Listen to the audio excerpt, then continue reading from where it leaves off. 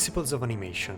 There has been a lot of talking around this subject, so I'm guessing most of you already know what I'm talking about. There are a lot of YouTube tutorials that explain what the principles are, but none of them actually explain how to apply the principle inside After Effects. That's why I thought starting off by showing you some tips on this would be a perfect way to begin this course.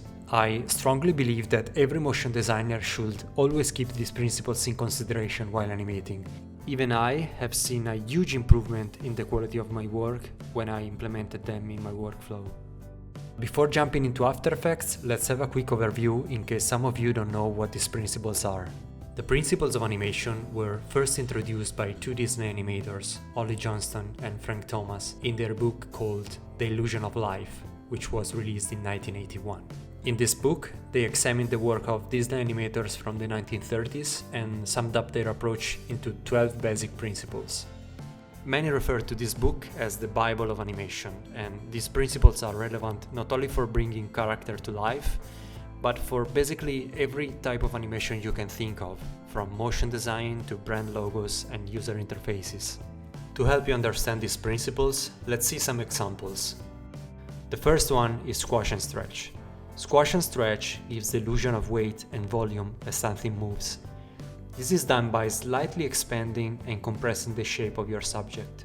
This principle is one of the most important because it really gives a clearer sense of weight and gravity as an element moves, which is essential in giving the illusion of movement. Squash and stretch can be implemented to many different subjects of your animation, like a character's eye when they blink, or when someone is surprised or scared. Their face squashes down and stretches.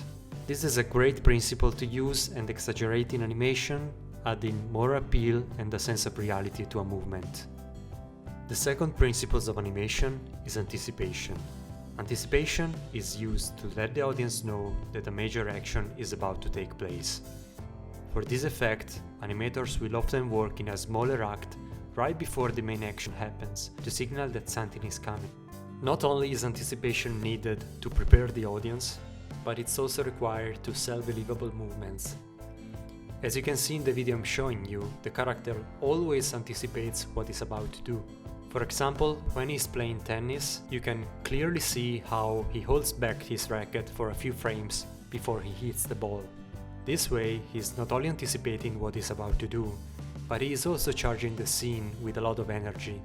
The same anticipation can be seen right after when the character turns into a boxer and he pulls his hand behind before punching the screen.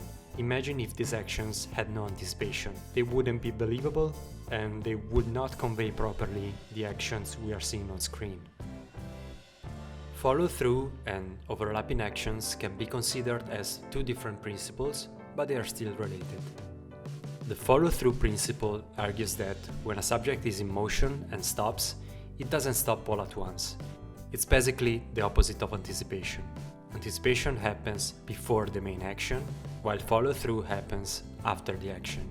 Tied to this idea is the overlapping action principle. It describes the offset between the timing of different elements of the animation. Overlapping can happen between connected elements. Imagine the head of a character following the movement of the body with a lag of a few frames. But it can also happen between different parts of the same element.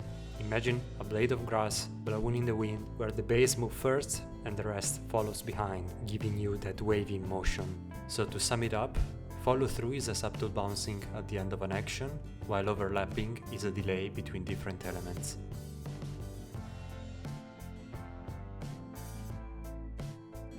In real life, everything moves at different speeds and in different moments in time. That's why follow-through and overlapping actions are so important for capturing realistic and fluid movements.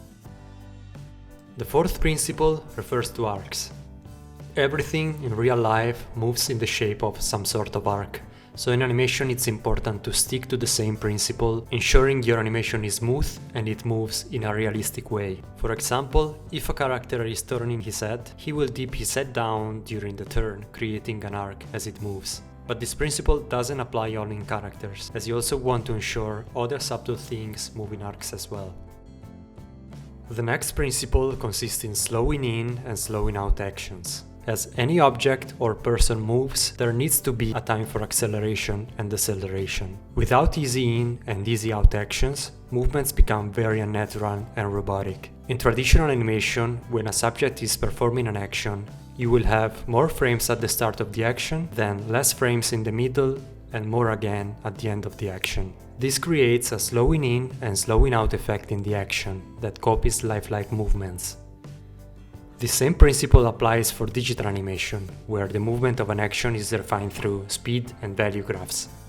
The sixth principle is timing, which is a bit technical. Timing refers to the number of frames for any given action, which basically translates to the speed of the action itself. Animators can have scenes look slower and smoother using more frames, or faster and crispier with less frames. For example, when a circle travels from the left to the right of your screen, its timing will be the number of frames you choose to have for this movement. Spacing refers to how your subject is placed in those individual frames.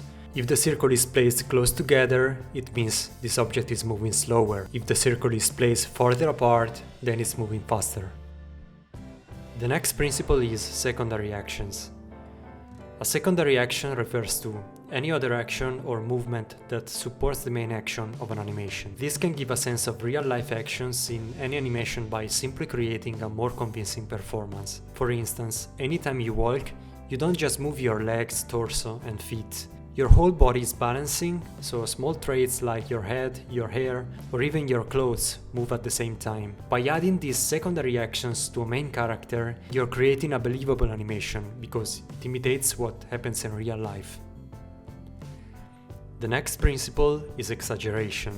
Animation is all about exaggerating movements. Exaggeration can be used to create extremely cartoony movements or refused with a little more restraint to create more realistic actions. Whether you choose to use it as a stylized option or in a real-life-like scene, exaggeration should always be implemented to some degree. Even if your goal is to achieve a realistic animation, you can use exaggeration to make your movement more readable, so as to help your audience understand what's happening in the scene. The ninth principle is staging. Staging is the principle that directs the audience attention towards the most important elements in the scene. When you're setting up a scene, from the placement of the characters to the background and foreground elements to the camera angle, you're setting up the stage for your animation. The purpose of this is to make the animation clearer to the viewer. In the 10th principle, we are going to talk about straight ahead action and pose to pose. These are two different techniques used in traditional animation. Straight ahead action consists in creating the frames of any movement in a row, meaning drawing each frame one right after the other. With pose to pose, you plan the movement by drawing first the beginning and the end of an action. Only after this you can start to fill the frames in between and decide the speed of your action. Creating straight ahead actions is better for fluid and realistic movements, while pose to pose is more effective for dramatic or emotional scenes where you want to convey an idea rather than a sense of realness.